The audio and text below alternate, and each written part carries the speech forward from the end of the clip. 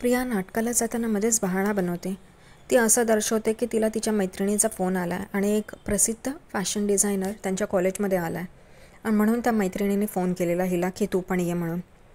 हे सगळं फोन आटपल्यानंतर रविराज तिला विचारतात काय कोणाचा फोन होता. तेव्हा तन्वी अगदी सपशेल खोटं बोलते की तिच्या मैत्रिणीचा फोन आलेला आणि एक प्रसिद्ध फॅशन डिझायनर त्यांच्या कॉलेजमध्ये आलेत म्हणून मैत्रिणीचा फोन आलेला, पण मी नाही जाणार, मी आईबाबा नाटकालाच जाणार म्हणून. तेव्हा रविराज तिला म्हणतात आणि पूर्णा आजी की तू आधी तुझं कॉलेज बघ. त्यामुळे ती म्हणते ठीक आहे आणि ती तिथून निघून जाते. सायलीला प्रियावर संशय येतो. ती म्हणते की मागच्या वेळेला पण विलासच्या खुनाच्या वेळेला ती असंच सगळ्यांना पिक्चरला घेऊन गेलेली आणि म्हणली की माझ्या पोटात दुखतं म्हणून मी घरी जाऊन आराम करते.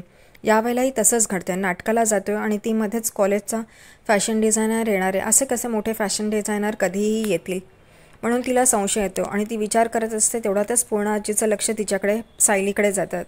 पूर्णा आजी विचारते काय झालं, तू एवढं विचारात काय? तर सायली म्हणते काही नाही, ह्यांना जरा पित्ताचा त्रास होत होता आणि मी गोळ्या द्यायला विसरले म्हणूनच फक्त चिंता करत होती.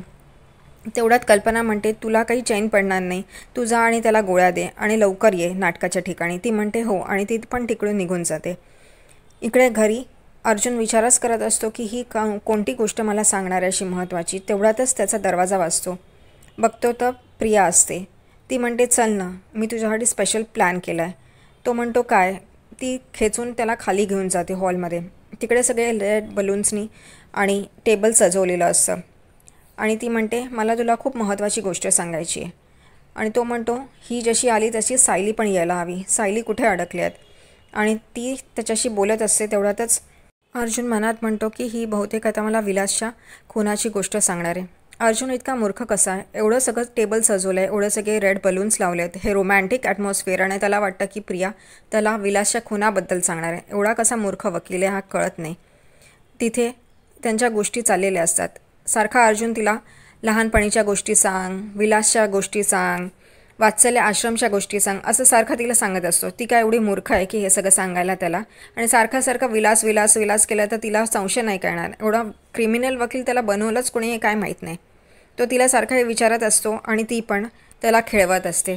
ती म्हणते मला एक तुझ्याकडनं गिफ्ट हवं आहे. तो म्हणतो काय? तर ती म्हणते प्रिया आपला एक रोमॅन्टिक डान्स करणार ना तू माझ्याबरोबर? तो हो म्हणतो. त्याच्याकडे दुसरा काही पर्यायच नसतो. तेवढ्यात सायली पण घरी पोचते. दरवाजा उघडायला जाते तर दरवाजा आतून बंद असतो म्हणून ती खिडकी ओपन करून बघते तर ह्या दोघांचा रोमॅन्टिक डान्स चालू असतो. तिला हे बघून खूपच वाईट वाटत असतं.